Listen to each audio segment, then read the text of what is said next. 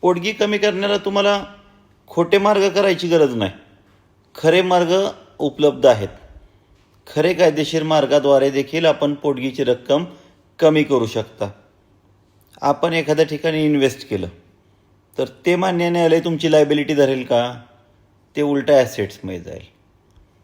त्यामुळं गुंतवणूक नाही. पण जर तुम्हाला घर नाही आहे, बहुतांश वेळा मुलांच्या नावावर घर नसतं, आईवडिलांच्या नावावर असतं, आणि जर त्या मुलाने घर घेतलं, गाडी घेतली, तर ती मात्र लायबिलिटी समजली जाते.